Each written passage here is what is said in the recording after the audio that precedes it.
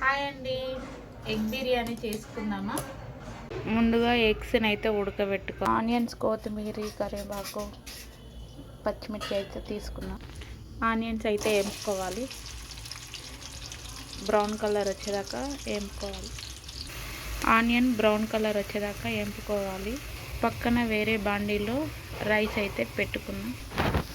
ఇందులో ఆకు మసాలాలన్నీ వేయాలి.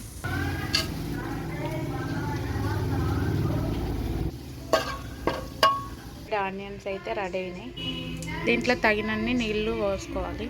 నేనైతే నార్మల్ బియ్యమే అయితే తీసుకున్నాను, బాస్మతి బియ్యం కాదు. ఇందులో అయితే వేయాలి.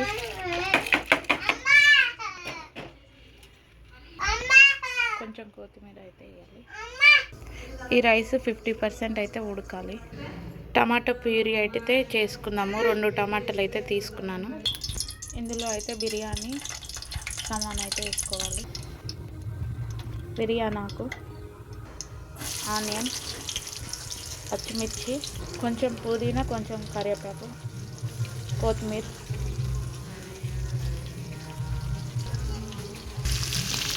మంచిగా కలుపుకోవాలి. ఎగ్గులో పెరుగు అయితే వేసుకుందాం. టమాటో ప్యూరీ వేసుకుందాం.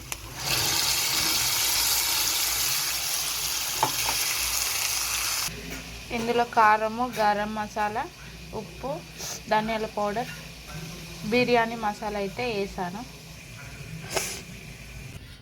బాగా కలుపుకొని 5 మినిట్స్ అయితే పక్కన పెట్టుకోవాలి. 5 మినిట్స్ తర్వాత దీన్ని మసాలాలో అయితే కలపాలి.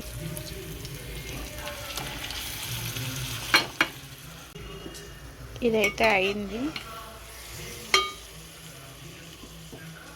దీంట్లో అయితే రైస్ అయితే వేద్దాం. రైస్ కూడా అయింది. అన్నం అయితే వేస్తున్నాను. దీనిపైన అయితే ఫ్రైడ్ ఆనియన్స్ కూడా వేసాను. కొత్తిమీర, పుదీనా, కల్యమాకు అయితే వేసాను పైన డెకరేషన్. లాస్ట్కి ఎలా వస్తుందో చూడాలి. నేను ఇదే ఫస్ట్ టైం ఎగ్ బిర్యానీ అయితే చేస్తున్నాను. ఎలా వచ్చిందో కామెంట్ అయితే మీరే చెప్పండి. లాస్ట్లో అయితే నేనైతే మీకైతే చూపిస్తాను. మూత అయితే పెట్టాను. దానిపైన కొంచెము గాలిపోకుండా అయితే ఈ బరువు అయితే పెట్టాను. 5 మినిట్స్ తర్వాత అయితే ఓపెన్ చేసి నేనైతే బిర్యానీ అయితే ఓపెన్ అయితే చేస్తున్నాను. ఇలా అయితే ఉంది. లాస్ట్కి అయితే బిర్యానీ అయితే ఇలా అయితే వచ్చింది. టేస్ట్ అయితే బాగానే ఉంది, కాకపోతే నార్మల్ రైస్ తోటి కదా ఇలా అయితే వచ్చింది. మసాలాలు కొంచెం తక్కువ ఉంది, కొంచెం సాల్ట్ అయితే తక్కువ ఉంది. బాగానే ఉంది. నచ్చితే లైక్ చేయండి, సబ్స్క్రైబ్ చేయండి, నన్ను ఫాలో చేయండి. బాయ్.